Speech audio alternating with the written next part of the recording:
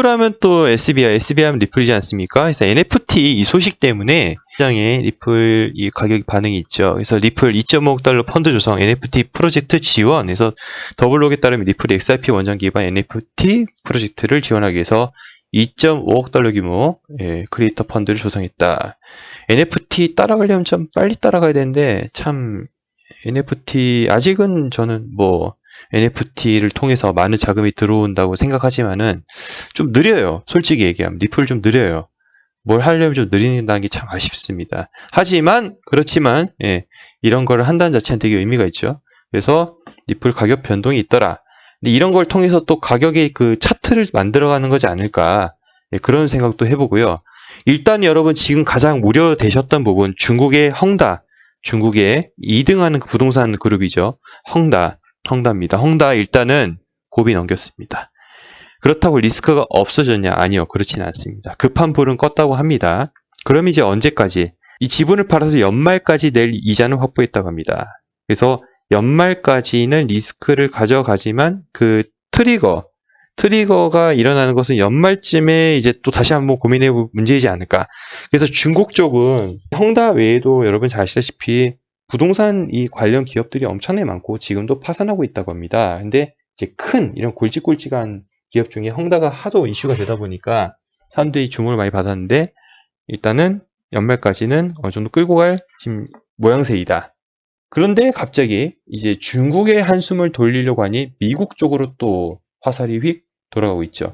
옐런 미국 디폴트 시한은 10월 18일 해서 얘기하고 있는데 이 부채 한도를 지금 조정하지 않으면 채무 불이행, 디폴트 상태에 빠질 수 있다. 여러분 미국이 디폴트 상태에 빠질 거라고는 다들 생각하지 않으실 겁니다. 확률적으로 낮다고 생각하시는 거죠. 그리고 모두가 아는 10월 18일에 위기가 올까라는 그런 질문을 던졌을 때는 그렇지 않다는 거죠. 위기라는 것은 사람들이 잘 모를 때 온다는 거죠.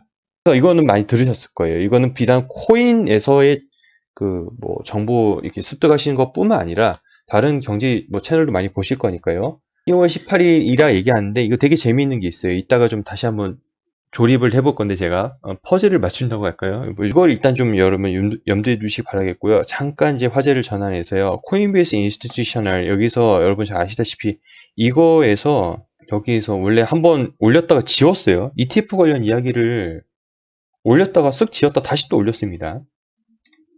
암호화폐 펀드 시장 꾸준한 속도로 성장하고 있습니다. 미국 암호화폐 펀드 시장이 ETF를 도입하여 암호화폐 경제를 어떻게 변화시킬 수 있는지 알아보십시오. 지금 ETF에 대한 기대감 되게 많죠, 여러분. ETF 언제쯤? 10월 11월쯤에 이제 승인 날 거라면 그때쯤 나야 됩니다. 그때 안 나면 이제 내년 기약해야 되는 거죠. 이 흐름이라는 게 있잖아요. 그 지금 연례 뭐 GFM 보고서에는 시장이 SEC가 1년 이내 ETF를 승인할 것으로 예상하기 때문에 기관 투자자들은 암호화폐 펀드 시장의 확장을 계속 촉진한다고 말합니다. 코인베이스 인스티튜셔널 여기에서 갑자기 뭐 이런 얘기를 올렸다는 거에 대해서 사람들이 되게 의아해하고 있는데 한번 지웠다가 다시 지금 올린 거라고 합니다. 이게 저도 마찬가지로 선물 ETF를 먼저 하지 않을까라는 생각이 들어요. 그런 다음에 현물 ETF도 기대감 좀 남겨놓고 이렇게 좀 가져야지. 뭐든 조금은 남겨놔야지 또 이렇게 펌핑을 치면서 그 조금의 그 기대감에 개미들을 묶어놓고 물량을 다 던져놓고 또 시장을 또 한번 이렇게 거품을 꺼트리지 않을까. 뭐 그렇다던데 조선시대 때 양반들이 밥을 뭐 한 그릇 이렇게 다 안 먹었다며요. 그 항상 상놈들을 위해서 그 밥을 조금씩 남겼다고 하던데 약간 그런 느낌이라고 할까요? 살짝은 남겨놓는 기대감을.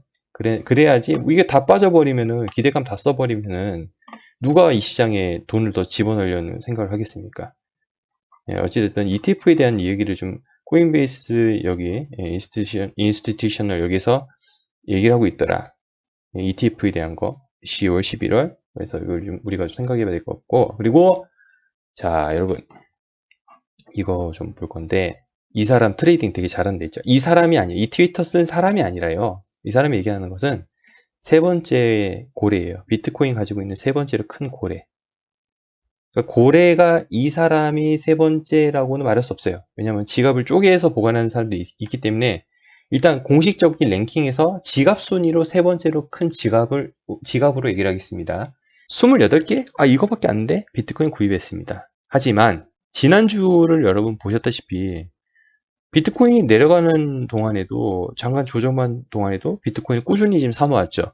그래서 이 세 번째 세 번째 지갑, 비트코인을 많이 가지고 있는 이 세 번째 지갑, 1P로 시작해서 대문자 HQ로 끝나는 이 세 번째 지갑을 우리가 한번 추적을 해보고 한번 비교 검토를 한번 해보도록 하겠습니다. 트레이딩을 상당히 잘하는 지갑으로 좀 볼 수 있겠는데, 자, 바로 제가 준비하였습니다. 1P 끝에는 이제 대문자 HQ로 끝나는 이 지갑이죠. 이 사람 이거 그대로 카피 떠온 거예요. 지금 이 벤처 파운더 이 사람도 이거 그대로 카피 떠온 건데, 자, 이걸 보시면 언제 팔았었냐를 한번 볼게요. 자, 9월 3일에 1,500개의 비트코인을 처분을 했었죠. 자, 그럼 9월 3일, 그럼 그 이후에는 계속 사재겼다는 거죠. 그래서 9월 3일을 일단 볼 거고요. 이따가 우리가 또 언제 팔았냐?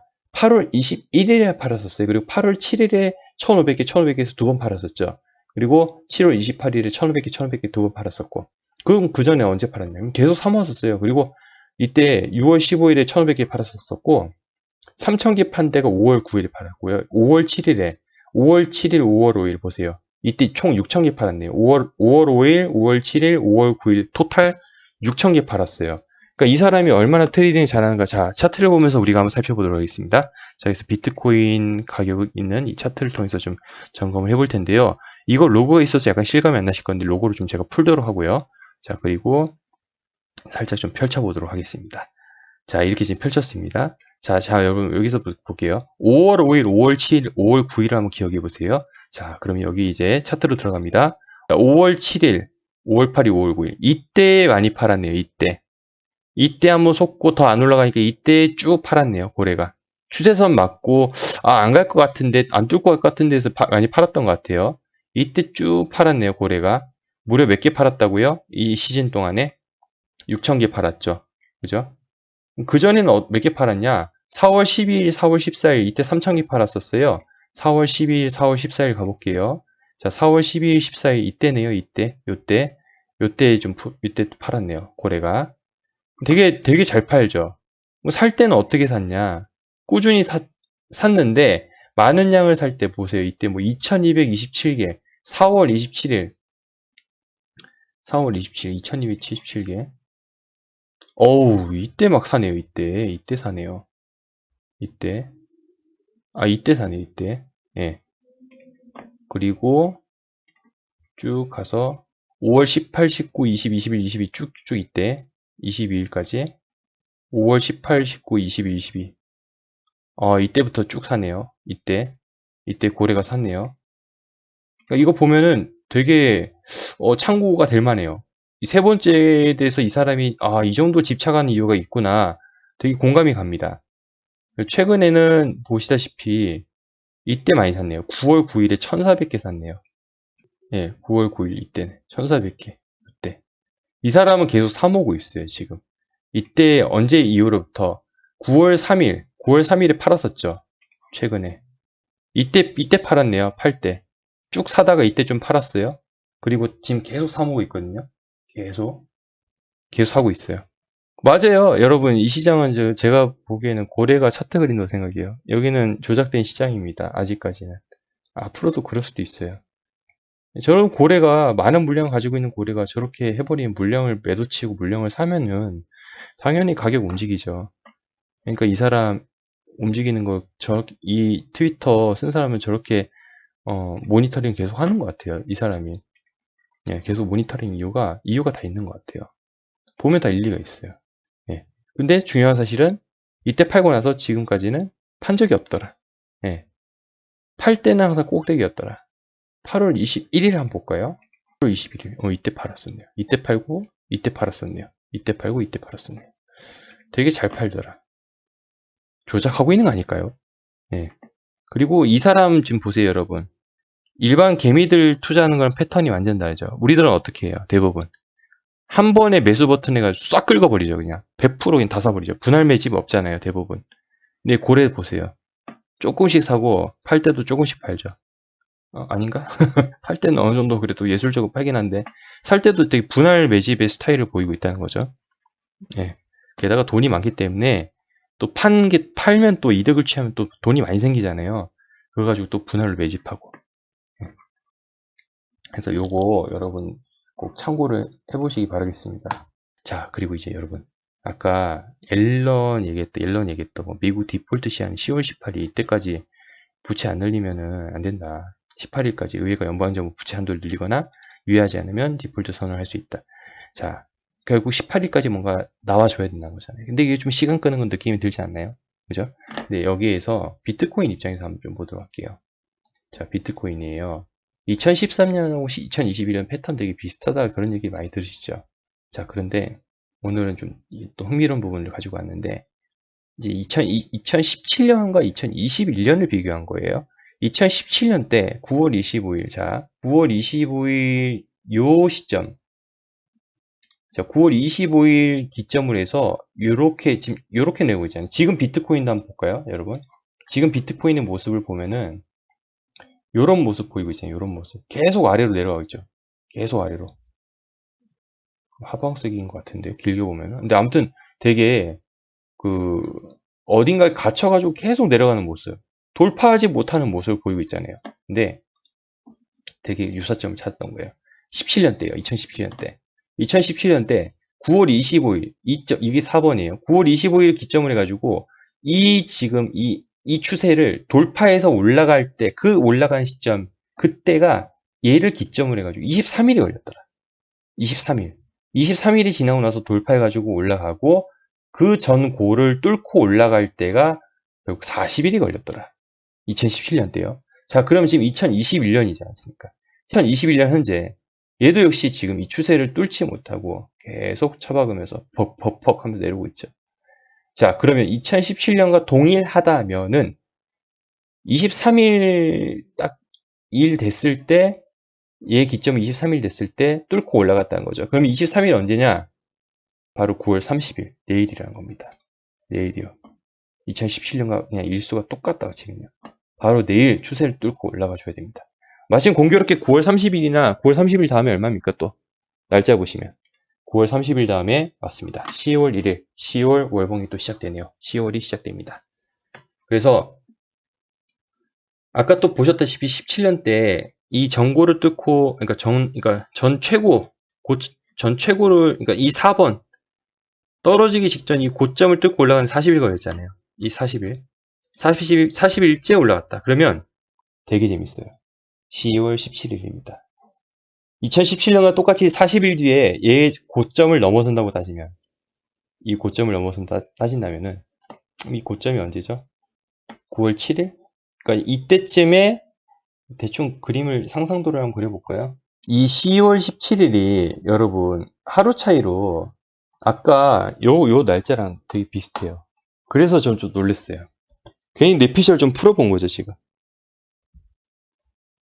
고점을 뚫고 시원하게 올라가주는 포인트, 어떤 트리거가 필요할 텐데, 분명히 이때도 가면은, 이 상황이 닥치면은, 이때도 시원하게 뚫고 장대 한봉으로 쫙 치고 올라갔었는데, 그 트리거가 그 시점에 어떤 포인트가 필요하나, 똑같은 프랙탈전 관점으로 봤을 때, 얘도 지금 딱 그 기한이 40일 딱 됐을 때, 이때부터 40일이 10월 18일 이때인데, 그럼 그때 우리가 어떤 시장의 재료가 필요할 거 아닙니까? 장대야 한번 뚫어주는 재료가 필요할 거 아닙니까?